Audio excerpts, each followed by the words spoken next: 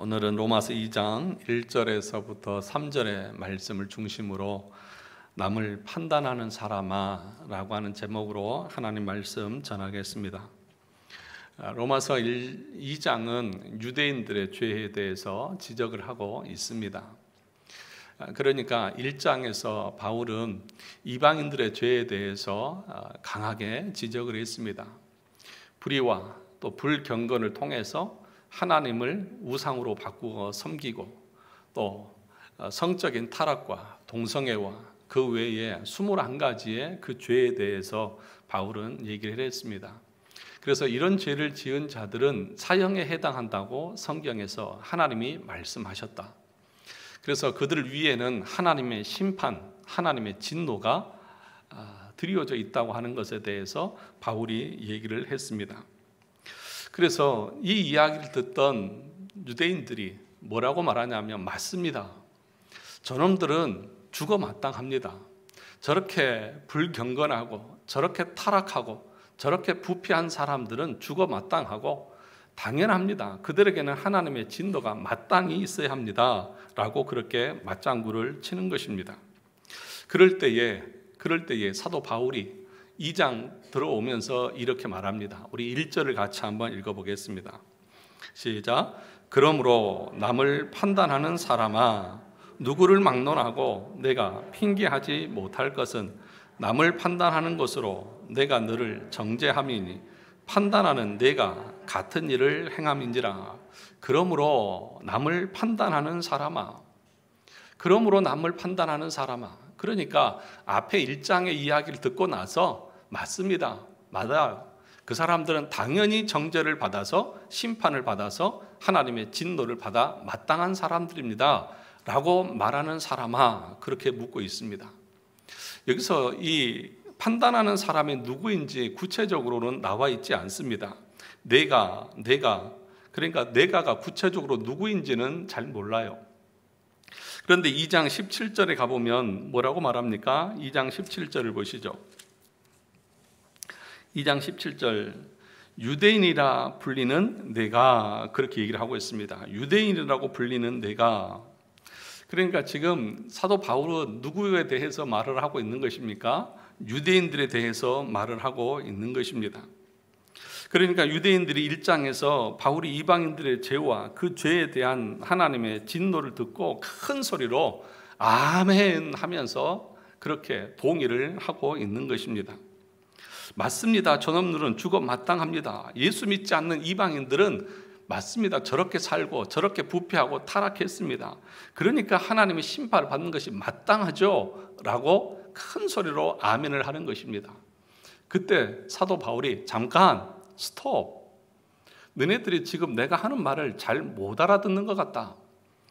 내가 하고 있는 말은 이방인들에게만 하고 있는 말이 아니라, 이방인들에게만 해당되는 말이 아니라 바로 너희들도 똑같은 놈들이다. 너희들도 똑같은 죄 아래 있는 사람들이다. 그렇게 지금 바울이 말하는 것입니다. 그러니까 이런 것이죠. 여러분, 사무엘상 12장에 보면 나단 선지자가 다윗을 찾아갔습니다. 그래서 나단 선지자가 뭐라고 말하냐면, 어느 마을에 큰 부자가 있었습니다. 그 부자는 양도 많고 소도 많이 있었습니다. 그리고 그 마을에 가난한 사람이 한 사람 있었습니다. 그런데 그 부자 집에 손님이 찾아왔습니다.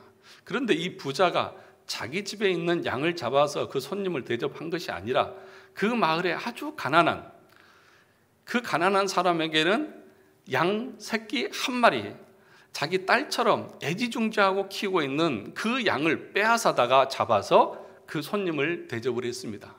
그러니까 이 이야기를 듣던 다윗이 뭐라고 말합니까? 노를 바라면서 당장 잡아오라고 그렇게 얘기를 합니다. 그때 나단 선지자가 뭐라고 말합니까? 바로 당신이 그 사람입니다 라고 말하는 것처럼 지금 사도 바울이 똑같이 말하고 있는 거예요. 사도 바울이 지금 이방인들의 죄에 대해서 얘기하니까 그 유대인들이 그런 사람들은 죽어 마땅합니다 라고 큰 소리를 치니까 바울이 지금 뭐라고 말하는 거예요? 너도 똑같은 놈이야 라고 지금 바울이 말하고 있는 것입니다. 그래서 오늘 1절을 보시면 내가 너를 정죄하는 함이니 판단하는 내가 같은 일을 행함인지라. 뭐라고 말합니까? 지금 이방인들을 판단하는 너도 이방인들이 짓고 있는 21가지 죄와 그 외의 모든 죄를 너도 똑같이 짓고 있다. 그러므로 너도 거기에 해당한다고 지금 바울이 말하는 것이죠. 그래서 2장 3절을 같이 보시죠. 2장 3절을 보면 또 이렇게 말합니다. 이런 일을 행하는 자를 판단하고도, 그 다음에 같은 일을 행하는 사람아, 판단을 합니다. 그런 사람들은 하나님의 진노 아래 있고 하나님의 심판 아래 있고 하나님이 심판해야 마땅합니다 라고 그렇게 판단하고 정죄하면서도 자기도 어떻게 하는 거예요? 같은 일을 하고 있다는 것입니다. 너도 이방인과 다르지 않다는 것입니다. 어떻게 같은 죄를 범하고도 자기는 그런 죄를 짓지 않는 것처럼 다른 사람을 정죄하고 판단할 수 있느냐는 것입니다. 너도 하나님의 진노와 그 심판을 피할 수 없을 것이다. 3절에 뭐라고 말합니까? 내가 하나님의 심판을 피할 줄로 생각하느냐. 그러니까 너는 이방인들 같은 그런 심판 받지 않을 줄 아느냐? 아니야. 너도, 정죄하고 있는 너도 똑같이 이방인들과 같은 죄 아래 있기 때문에 그 심판에서 너도 피할 수 없다. 지금 바울이 그렇게 말하고 있는 것입니다. 그래서 바울은 2절에서 이렇게 말합니다. 이런 일을 행하는 자에게, 그러니까 계속해서 너도 똑같은 일을 하고 있고 너도 이런 일을 하고 있고 같은 일을 행하고 있고 말하면서 뭐라고 말하냐면 2절을 보시면 하나님의 심판이 무엇대로? 진리대로 되는 줄 누가 안다? 우리가 아노라.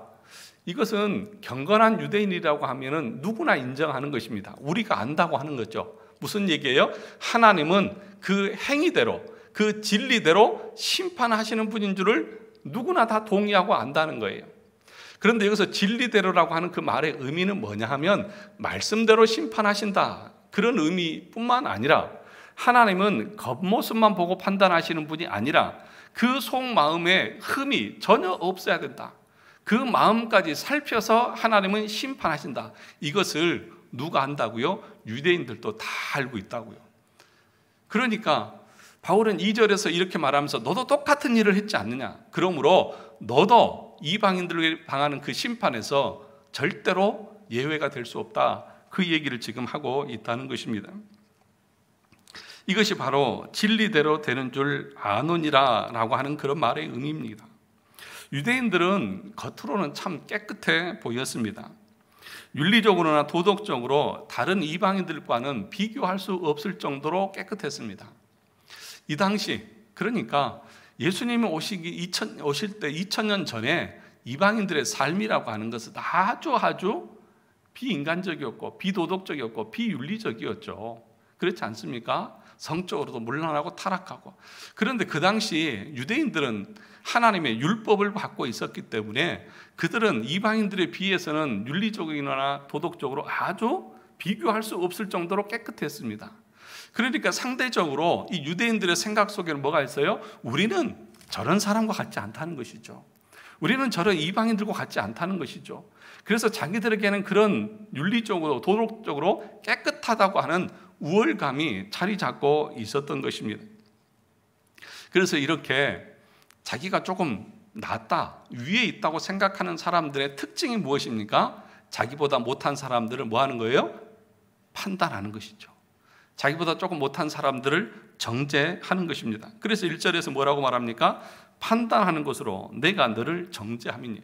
그러니까 이 판단한다고 하는 것은 다른 말로는 무슨 말이냐면 정죄한다는 것입니다. 정죄하는 것. 아주 신랄하게 죄인이고 그 죄에 대한 심판을 받아 마땅한 사람이라고 자기가 판단하고 자기가 정죄하는 거예요. 여러분, 판단과 정죄는 누가 하시는 거예요? 하나님만 하셔야 되는데 이 인간이, 이 유대인들이 자기들이 조금 세상 사람들이 볼 때 윤리적으로 좀 깨끗하다고 그 이방인들을 정죄하고 판단합니다. 그런데 그 속을 들여다보니까 그들 자신도 똑같이 부패하고 타락하고 죄를 짓고 있었다는 것입니다. 여러분, 유대인들이 이렇게 이방인들을 판단하는 것처럼 우리들도 사람들을 너무나 쉽게 정죄하고 판단합니다. 너 그렇게 살면 안 돼. 너 그거 잘못된 거야. 라고 하는 말들을 여러분 하루에 몇 번씩 하십니까? 여러분들이 볼 때에 누군가가 내 눈에 거슬리고 내가 생각하는 것과 다르게 행할 때 너 그러는 거 아니야, 그거 옳은 거 아니야 라고 하면서 우리는 수도 없이 많은 사람들을 판단하고 정죄할 때가 참 많이 있습니다. 그래서 바울도 열심히 이방인들의 잘못을 지적합니다. 시기하고 수군거리고 질투하고 이런 것들을 막 하니까 오늘 유대인들도 맞습니다, 그런 사람들은 저렇게 악하고 못됐습니다 라고 그렇게 말하는 것입니다. 이 유대인들의 입장에서 볼 때는 자기들은 하나님의 말씀도 가지고 있고 또 성경을 암송하기도 하고 성경을 깊이 연구하기도 했기 때문에 자기들은 다른 사람들과 다르다고 생각을 한 것이죠. 그런데 여러분 잘 보세요. 누가 예수님을 죽였습니까? 누가 예수님을 죽였죠? 그 유대인들이요. 그렇게 의롭고 그렇게 깨끗하고 그렇게 도덕적으로 옳다고 생각하는 그들, 성경을 많이 안다고 하는 그들이 예수 그리스도를 죽였던 것입니다. 왜 이런 일이 발생했을까요? 자기들은 그런 죄인이 아니라고 하는 생각을 가지고 있었기 때문인 것이죠. 자기들은 그런 죄인이 아니라고 의로운 자라고 생각하니까 예수 그리스도를 십자가에 죽이는 그런 일들을 행했던 것입니다. 신약 성경에 보면 예수님께서 바리새인들과 많이 논쟁하는 것을 우리가 볼 수 있습니다. 바리새인들과 논쟁하면서 늘 그들과 이 적대적인 그런 관계에 놓여 있었던 것이죠. 그런데 그 이유가 무엇인지 아십니까? 첫째는 뭐냐 하면 예수님께서 그 바리새인들을 향해서 너희도 똑같은 죄인이라고 말해서 그렇습니다. 이 해칠한 무덤 같은 놈들아, 이 독사의 자식들아. 그러니까 유대인들의 입장에서 특별히 바리새인들은 그 백성들에게도 존경받는 그런 경건한 사람들인데 자신들은 깨끗하다고 생각했는데 그 예수님께서 오셔서 뭐라고 말하는 거예요? 이 독사의 자식들아, 이 지옥의 자식들아, 이 멸망의 자식들아, 겉은 해칠한 무덤처럼 하얗고 깨끗한 것 같지만 너희 속 마음에는 독사같이 그 독이 울긋거리고 있고 시체가 썩는 것처럼 그 썩은 내가 진동을 하고 있다. 그러니까 이 바리새인들이 얼마나 화가 나겠어요? 얼마나 화가 나겠어요? 죽이고 싶겠죠. 또 한 가지가 뭐냐 하면 그렇게만 얘기해도 화가 나는데 야, 너희들만 구원받을 수 있는 것이 아니라 저 이방인들도 구원받을 수 있어. 아니 저 짐승 같고 개만도 못하고 저렇게 부패한 인간이 구원을 받는다고 생각하니까 이 두 가지 때문에 이 바리새인들은 계속해서 예수님과 불편한 관계를 맞이했던 것입니다. 그러니까 여러분, 지금 여러분에게 하고 싶은 얘기가 뭐냐 하면 이방인들만 죄인이 아니라 유대인들만 똑같은 죄를 짓는 것이 아니라 누구도 그렇다고요? 저와 대답을 해보세요. 저와 여러분도 똑같은, 이런 표현 써서 정말 죄송합니다, 놈들이라고요. 예. 지금 바울이 말하고 있는 그런 거예요. 너도 똑같하다. 너 뭐 잘난 거 있는 줄 아냐? 없다는 것이죠. 그런데 네가 누구를 판단하느냐는 것이죠. 그러니까 이런 얘기를 하면 자기가 죄인인 것을 알고 자기도 그렇게 타락한 존재인 것을 아는 사람들은 회개하고 정말 내가 죄인이구나 라고 생각하는 사람은 구원의 도의 시작을 하고 있는 사람인가 반면에 이런 설교를 들으면서 아니 내가 뭘 잘못했는데요, 내가 무슨 그런 죽을 죄를 졌는데요 하는 사람들은 어떻게 할까요? 목사님을 향해서 목사님 설교가 은혜가 안 돼, 우리 목사님 왜 저런지 모르겠어 하면서 저를 향해서 달려들겠죠. 이 바리새인들이 예수님을 향해서 돌을 들고 달려들었던 것처럼. 사랑하는 성도 여러분, 먼저 우리가 어떤 존재인가를 알아야 합니다. 내 실존이 어떤 존재인가를 알아야 거기서부터 복음의 능력이 나타나는 것입니다. 내가 의인이라고 생각하고 내가 죄인이 아니라고 생각하는 사람들은 계속해서 다른 사람을 정죄하고 판단하면서 결국에는 자기도 그 죄를 짓고 그 죄 지은 자들이 당하는 그 사형에 해당하는 하나님의 진노와 심판 아래 자기도 있다는 사실을 알아야 한다는 것이죠. 그러면 우리가 그렇게 남을 판단하고 정죄할 자격이 있을까요? 우리는 참 남을 판단하고 정죄하는 데에 아주 익숙하고 아주 빠르고 그것에 대해서 아무런 죄책감을 느끼지 않습니다. 여러분 뉴스를 본다든지 아니면 인터넷상에 보면 예를 들어서 기업가라든지 정치인이라든지 연예인이라든지 이런 사람들의 그 비리나 또 그런 사람들이 어떤 잘못에 대해서 나오는 것들을 보시죠. 그러면 여러분들 어떻게 반응하십니까? 그래 맞아 저 죽일 놈들 아주 저런 것들은 아주 지구상에서 쓸어버려야 돼 하면서 막 욕을 해댔습니다. 막 아주 이게 그 사람의 상황이 어떤지도 물어보지도 않아요. 또 그 사람의 상황을 잘 알지도 못해요. 그냥 단순히 들려지고 보여지는 것만 가지고 우리는 그 사람이 완전히 죄인으로 낙인을 찍어서 마녀 사냥을 하고 인신 재판을 다 끝내버립니다. 그래서 저 인간은 없어져야 돼. 그래서 절대로 용서가 안 돼요. 그런데 여러분 많은 경우에 그렇게 해서 나와서 재판을 해보니까 법원에서 무죄 판결 나온 사람 있어요 없어요?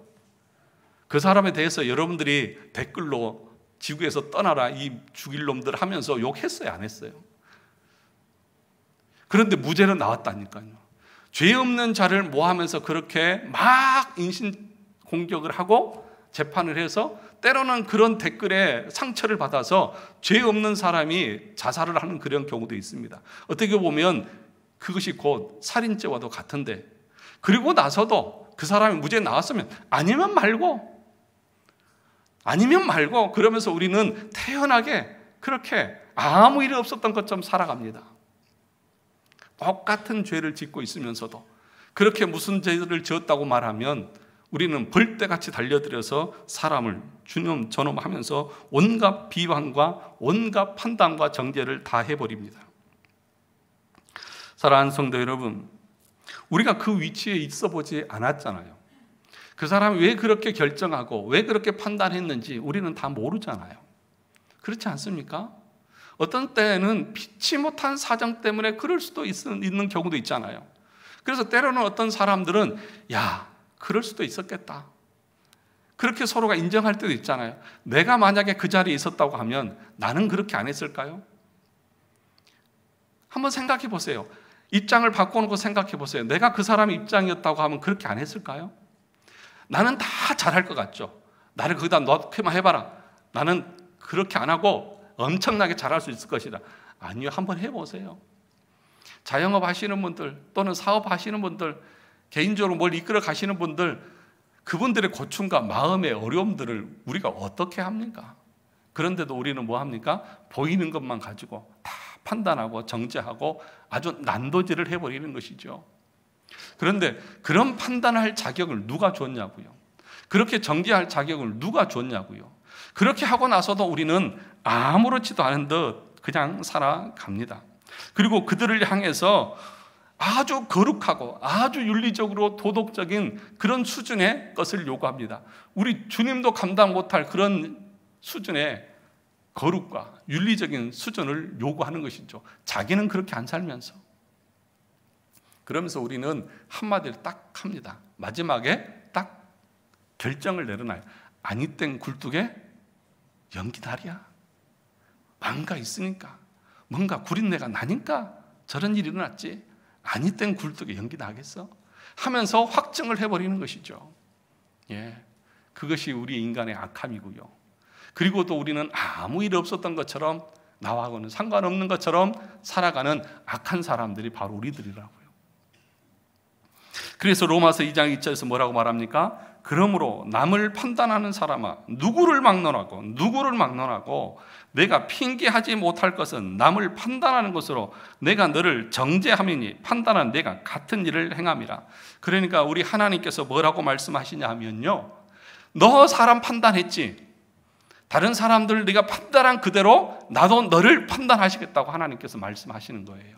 여러분들이 그 사람을 정죄했던 것처럼 하나님도 여러분들의 속마음까지 다 판단하시고 정죄하시겠다고 말하는 거예요. 그러면 여러분, 하나님 앞에서 우리가 깨끗하다고 당당하게 말할 수 있는 사람이 누가 있느냐 하는 것입니다. 그러면 그렇게 판단하는 우리를 한번 보자고요. 판단할 때는 기준이 있어야 할 것 아닙니까? 우리의 도덕적인 기준은 뭐냐 하면 십계명입니다. 그러면 십계명을 보면서 한번 우리가 그런 사람을 판단할 자격이 있는지 한번 살펴보자고요. 제5계명이 뭐죠?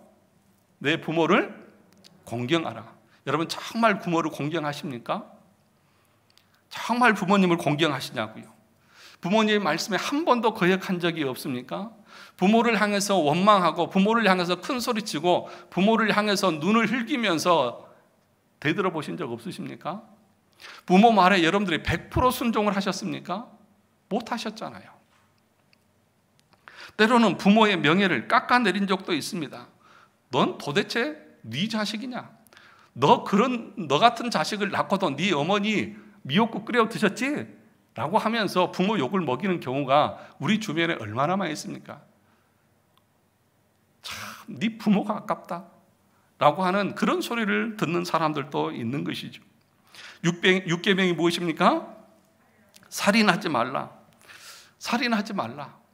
예수님께서 말씀하실 때에 겉으로 실질적으로 행동적으로 사람의 목숨을 죽이는 것도 살인이지만 우리 주님은 오셔서 뭐라고 말씀했습니까?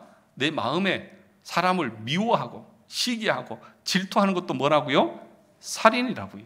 여러분 마음속에 한 번도 누구를 미워한 적 없으십니까? 누구에 대해서 질투해 보시고 시기해 보신 적 없습니까? 다 있으시잖아요. 마태복음 5장 21절과 22절에 보니까 이렇게 말합니다.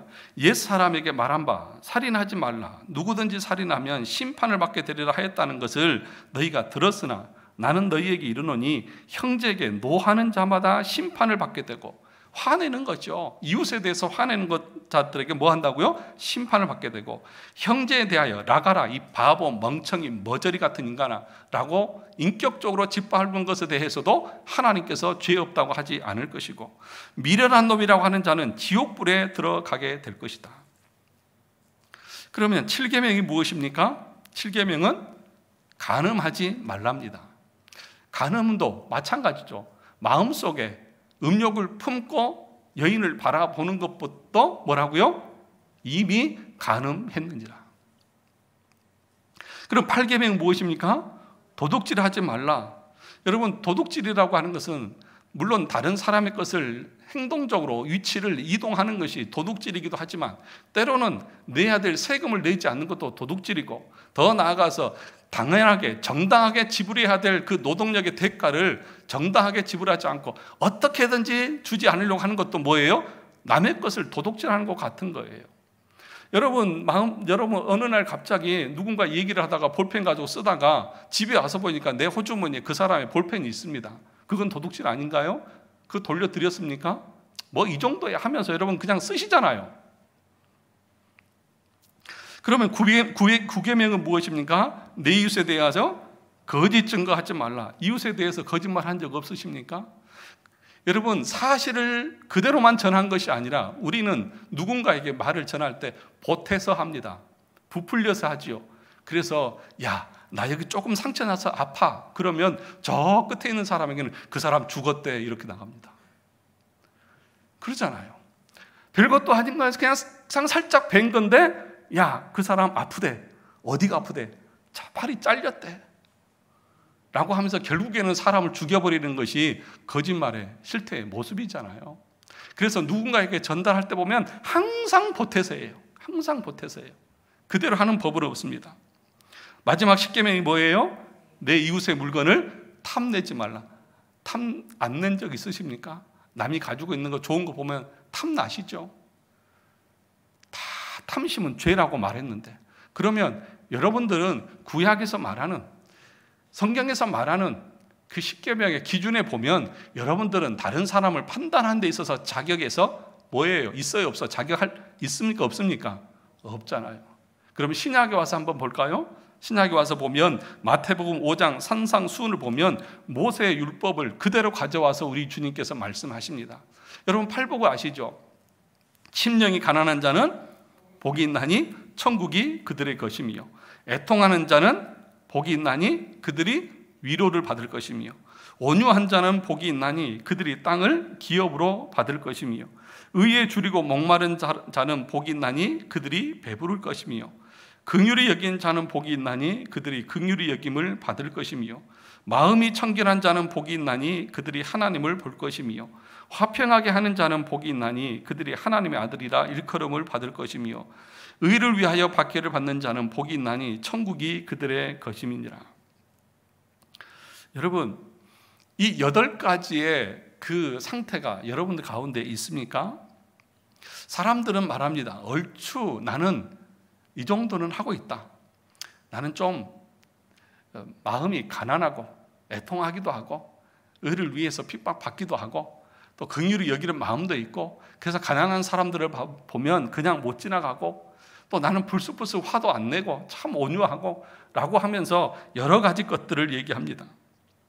그래서 말합니다. 저를 한번 보세요. 제가 그렇게 악한 사람입니까? 저를 보시라고요. 저 정도면 괜찮지 않습니까? 근데 저만 그런 것이 아니라 모든 사람들이 그러는 거예요. 어느 사람도 저한테 와서 목사님, 저는 진짜 못된 놈입니다. 저는 진짜 사악한 놈입니다. 이렇게 말하는 사람 없어요. 저 정도면 괜찮죠. 저 정도면 예수님도 인정해 주실 거예요. 라고 생각하고 살아가는 사람들이 바로 우리들이라는 것입니다. 100%는 아니어도 최소한 60% 이상은 그래도 나는 괜찮은 사람입니다. 라는 그런 생각을 가지고 있습니다. 그런데 여러분 주변에 정말 이 팔복의 모습을 가지고 살아가고 있는 사람이 있는지 한번 보세요. 여러분, 심령이 가난하다고 하는 것이 뭐라고 말했습니까? 심령이 가난하다고 하는 것은 물질적으로 가난해서 힘들어하는 사람을 말하는 것이 아니라고 했죠. 자신이 죄인이라고 하는 것 때문에 가난한 그런 상태를 말하는 것입니다. 내가 너무나 죄를 많이 지어서 누가 나를 욕해도 그 욕에 대해서 반박하지 않는 상태를 가리켜서 심령이 가난하다고 말하는 것입니다. 나는 욕을 먹어도 싸. 나는 그런 것보다 더 심한 욕을 먹어도 싸. 이런 상태가 뭐예요? 심령이 가난한 상태라고요. 그런데 제가 누가 한번 불러다 놓고 욕해볼까요? 예? 세워서 한번 욕해볼까요? 창피를 한번 줘볼까요? 그러면요, 나 이 교회 안 다녀 그러면서 이 예배 시간에 아마 그냥 집에 가버릴 거예요. 심령이 가난하다고요? 정말 우리의 심령이 가난하다고요? 그러면 정말 애통한 사람이 있습니까? 애통이 뭐예요? 내 이 죄, 내가 죄 짓는 것 때문에 이거 죄인 줄 알고 이것이 너무 끊고 싶은데, 이것을 정말 끊고 싶은데 끊을 수 있는 힘이 없어서 어떻게 할 수 없는 상태에서 애통하는 것이 이게 애통한 심령이거든요. 그런데 여러분, 죄 지을 때 여러분 그런 애통한 마음이 있습니까? 죄 짓는 사람들 보면은요, 다 즐겁게 지어요.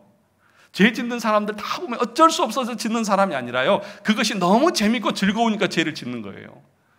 여러분, 애들 게임하고 막 노는 것들, 여러분 우리가 볼 때는 참 못된 짓 같죠. 참 쓸모없는 짓 같죠. 그런데 그 애들한테 물어보세요. 그것처럼 재밌는 게 없어요. 그것만큼 우리를 즐겁게 하는 게 없다고요. 그러니까 세상의 모든 죄는요, 우리를 즐겁게 해요. 그런데 그 죄에 대해서 애통하면서 정말 내가 이거 끊고 싶은데 하면서 애통한 심령을 가지고 있는 사람이 여러분 주변에 몇 명이나 있는 것 같냐고요. 그러면서도 우리는 내가 괜찮은 사람이라고 생각하면서 유대인들처럼 다른 사람이 조금 잘못하고 다른 사람이 조금 뭐 하면 벌떼같이 달려들어서 융단 폭격을 가하면서 아주 그냥 못된 놈을 다 만들어 버리는 것이 우리라고요. 그러면 좋습니다. 그 산상수훈도 참 지키기 힘들다고 그러면 이 산상수훈에서 마지막으로 우리에게 하고 있는 것이 뭐냐면, 그 세 번째가 뭐냐면 황금률이라고 하는 것입니다. 황금률. 마태복음 7장 12절에 가서 볼까요?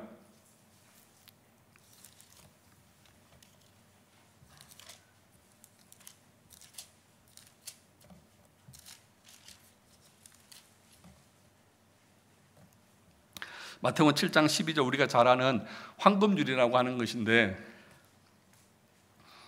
같이 한번 읽어보겠습니다. 마태복음 7장 12절.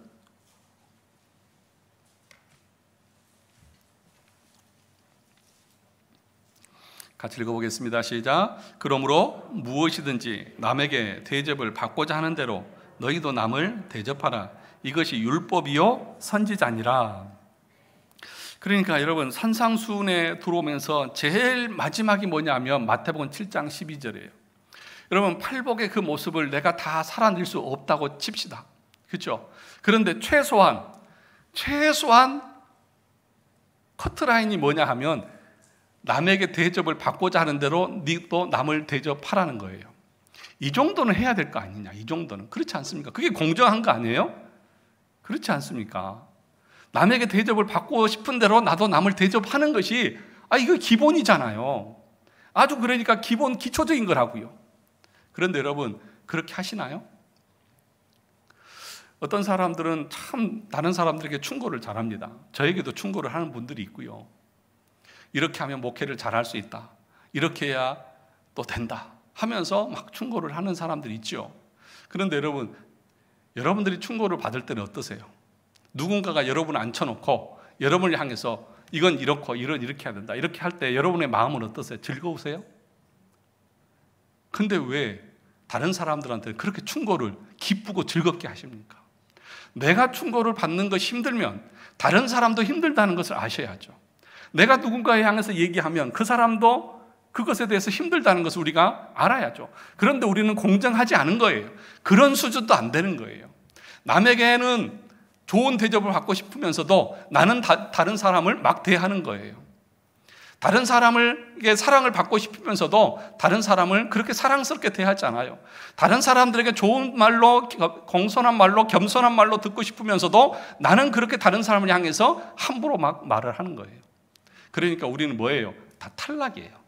우리는 누구를 판단하고 누구를 정죄할 수 있는 자격 조건에서 다 탈락. 십계명에서 탈락했죠. 산상수훈에 탈락했죠. 또 뭐예요? 황금률에서도 탈락했죠.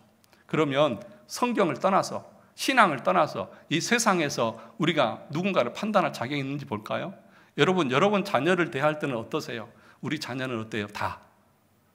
여러분 자녀는 다 어떠세요? 다 착하고, 다 바르고, 다 진실하고, 다 정직하고. 우리 자식은 흠잡을 데가 없어. 우리 자식이 이렇게 못되게 된 것은 누구 때문이에요? 친구 잘못 만나서, 선생님 잘못 만나가지고, 환경이 이래서. 내 자식은 아무 잘못 없어. 내 자식이 어려움을 당한 것은 저 자식 때문이고. 그래서요, 학교 선생님들한테 물어보면 부모님들이 와가지고 다 하는 말이 우리 애는 너무 순진해서 손해만 본다고. 그런데 선생님이 볼 때는 얘가 더 나쁜 애야. 얘는 욕을 먹어도 싸고, 선생님의 기준에서 볼 때는 얘는 야단을 맞아도 싼데, 부모는 다 와가지고 하는 말이 우리 애는 너무 착하고 순진해서 이렇게 당하고만 삽니다, 이렇게 말한다는 거예요. 그게 공정한 거예요? 공정하게 세상을 보는 거예요? 안 보잖아요. 그런데 누가 누구를 판단하냐고요? 누가 누구를 정죄하냐고요? 그래서 오늘 바울이 뭐라고 말하냐면, 너도 똑같다. 네가 무슨 의로와서, 네가 얼마나 잘나서, 이방인과 네가 뭐가 달라서 네가 이방인들의 그 죄에 대해서 맞다고, 저 사람들은 당연히 저런 심판받아 마땅하다고 말할 수 있냐? 이것은 바로 너한테도 해당되는 거다 라고 말하는 거예요. 근데 더 큰 문제가 뭔 줄 아십니까? 그렇게 말하고 있는 자신이 죄인이라고 하는 사실 자체도 이 사람들은 깨닫지 못하고 있다는 것입니다. 그렇게 말하는 것이 잘못되었다는 사실 자체도 이 사람들은 모른다는 거예요. 여기서부터 복음이 필요한 것입니다. 우리는요, 우리 힘으로는 절대로 내가 죄인이라는 사실을 알지 못해요. 절대로요. 우리 요한복음 6장 8절에 가서 보겠습니다.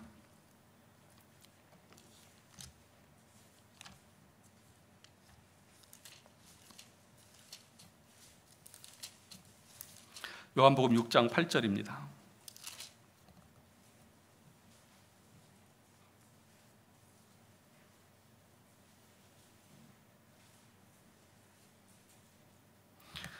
제가 구절을 잘못 써놓은 것 같습니다.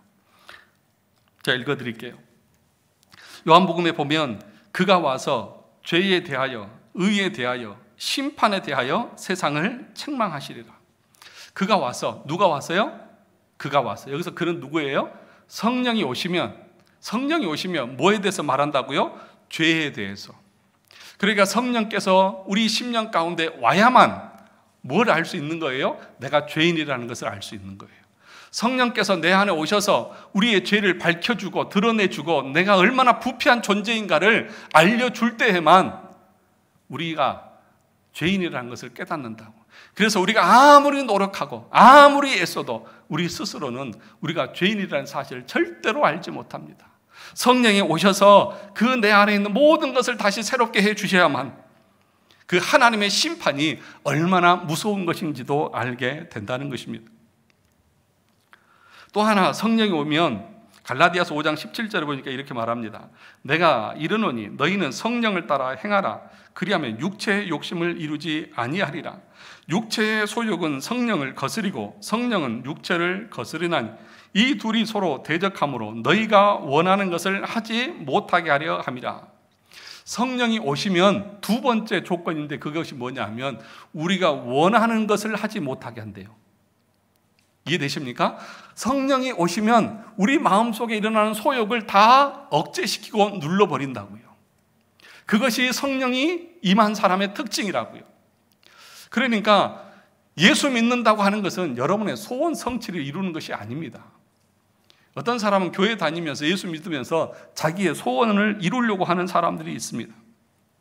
그런데 성령이 오면 뭐라고 말하냐면 너희 마음에 소원을 갖지 말라고 우리에게 가르쳐 준다는 거예요. 소원 성취는요, 어디 가면 할 수 있냐면요, 절에 가면 할 수 있습니다. 절에 가시면 소원 성취 이룰 수 있습니다. 절에 가시면 하얀 초에 금박으로 소원 성취 이렇게 딱 해서 불을 켜놔요. 그 앞에서 엎드려서 절하면 소원 성취를 이룰 수 있습니다. 성취할 수 있습니다. 그런데 우리 기독교는 뭐냐? 소원을 성취하는 것이 아니라 소원을 죽이고 소원을 억제하는 것이 기독교의 모습입니다. 그러므로 여러분들이 교회에 오셔서 여러분들의 소욕, 육체의 소욕, 내 마음에서 일어나는 세상의 모든 욕심들을 이루시려면 교회를 오시지 마시고 절로 가시기 바랍니다. 저기 옆에 남산 밑에 무슨 절도 하나 있더라고요. 그런데 교회에 오시는 분들은 오늘 성경에 보니까 뭐라고 말합니까? 갈라디아서 5장 17절 보니까 둘이 서로 대적하여 너희가 원하는 것을 하지 못하게. 성령은 우리 가운데 오셔서 내 안에 이 죄악들, 내 안에서 일어나는 그 죄들을 억제시키고 그건 죄야, 그건 안 돼 라고 말하는 것이 성령의 역사예요. 그러니까 그가 오시면 성령께서 내 안에 오셔서 거듭나고 중생한 사람의 특징이 무엇이냐? 내가 죄인이라는 것을 알게 되는 거예요. 그래서 애통해하는 것이에요. 그래서 마음이 가난한 거예요. 그리고 내 안에서 일어나는 그 육체의 소욕들을 죽이고서 성화의 삶을 살아가는 거예요. 그것이 성화라고 말씀을 드렸잖아요. 성화는 내가 무슨 착한 일을 많이 하는 것이 아니라 내 안에서 일어나는 죄의 그 소욕들을 죽이면 그리스도를 닮아가는 모습이 나오는 거잖아요. 사랑하는 성도 여러분, 이렇게 성령이 오시면 내 죄가 생각나고 내 죄 때문에 심판이 생각나고, 그래서 성령은 내 속에서 소원을 그것이 죄라고 하는 것을 억제시켜 줍니다. 그것이 천국 가는 백성의 상태라는 것입니다. 그래서 그런 상태에 있는 사람들의 소원은 뭘까요? 주님, 저에게 이 세상에서 이런 것을 주십시오가 아니라 주님, 저는 이 죄에서 내가 어떻게 하면 건짐을 받을 수 있고 이 멸망과 이 심판과 이 진노에서 내가 어떻게 하면 건짐을 얻을 수 있습니까? 라고 부르짖는 것이 그 사람의 소원인 거죠. 그때 우리 주님 뭐라고 말할까요? 아들아, 나에게 오너라. 내 손을 잡아라. 내가 너를 건져주마. 이게 구원받은 길을 가는 성도의 모습인 것이죠. 그런데 여러분, 아무런 죄의식도 없고 여전히 나는 의로워. 다른 사람과 비교했을 때 나는 저런 죄를 짓지 않았어. 뉴스에 나오는 저런 사람과 나는 달라. 저렇게 불법을 저지르고 타락한 그런 사람들과 난 달라. 그러면서 계속해서 그들을 향해서 삿대질하고 손가락질하고 댓글에 달면서 온갖 욕설을 다 하는 그런 사람들이 들을 하나님을 뭐라고 말씀하시냐? 내가 정죄하고 네가 심판하는 그것 그대로 내가 너를 심판하겠다. 그것이 하나님께서 오늘 우리에게 주시는 말씀입니다. 사랑하는 성도 여러분, 남을 판단하려고 하는 그런 마음이 올라오십니까? 야, 내가 지옥 가려고 작정을 했구나. 그렇게 여기시면 됩니다. 나도 똑같은 놈인데, 나도 똑같은 사람인데 내가 누구를 뭐라고 해? 아니야. 저 사람은 드러나서 저렇게 저 정도 되지만 드러나지 않는 내 안의 죄는 만약에 이것이 다 까발려지면 나는 얼굴 들고 살 수도 없어. 이것이 우리의 모습 아닌가요? 그런데 누구를 정죄하고 누구를 판단하고 누구를 심판하냐고요. 사랑하는 성도 여러분, 오늘 이 시간 저와 여러분들이 하나님 앞에서 이 모습 이대로 엎드리고, 주님, 제가 바로 저 이방인입니다. 주님, 제가 바로 저 심판 아래 있는 죄인입니다. 나를 긍휼히 여겨주시고 나를 불쌍히 여겨주십시오. 나이가 이렇게 먹고 신앙생활을 이렇게 했는데도 여전히 하나도 안 변하고 이러고 있습니다. 하나님 앞에 엎드려 회개하고 용서를 구하는 우리 모든 심령이 될 수 있기를 주의 이름으로 축원합니다. 우리 같이 한번 기도했으면 좋겠습니다.